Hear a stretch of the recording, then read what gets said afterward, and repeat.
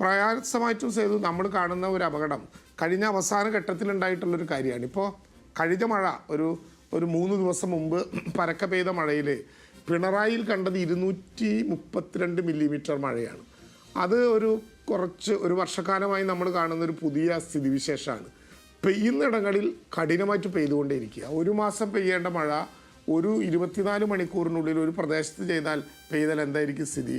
സ്വാഭാവികമായിട്ടും മണ്ണിടിച്ചിലുൾപ്പെടെ കുന്നിടിച്ചിലുൾപ്പെടെയുള്ള നടപടിക്രമങ്ങൾക്ക് മണ്ണ് ലൂസാവുന്ന വിധത്തിലുള്ള നടപടിക്രമങ്ങൾക്ക് ഇടവരുത്തും. അപ്പോൾ അതുകൊണ്ട് ഒരേ ഇടത്ത് കൂടുതൽ മഴ പെയ്യുന്നു എന്നുള്ളത് കൊണ്ട് തന്നെ വളരെ സൂക്ഷ്മതലത്തിലുള്ള നിരീക്ഷണം ഇക്കാര്യത്തിൽ ആവശ്യമാണ്. നമ്മൾ കവചങ്ങൾ വെച്ചിട്ട് 100 കവചങ്ങൾ സ്ഥാപിച്ചതിന് ശേഷമുള്ള ആദ്യത്തെ മഴക്കാലമാണ്.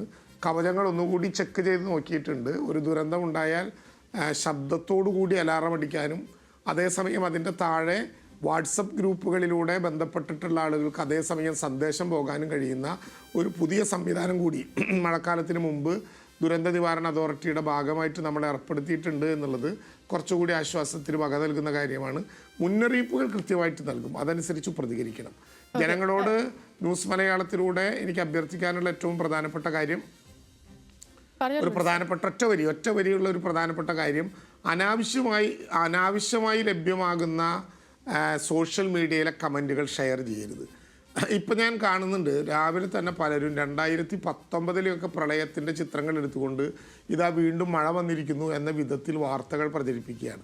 ഒരുപക്ഷെ അറിയാതാവും, ചിലപ്പോൾ ചില ആളുകൾ ഷെയറും ലൈക്കുമൊക്കെ പ്രതീക്ഷിച്ചിട്ടായിരിക്കും.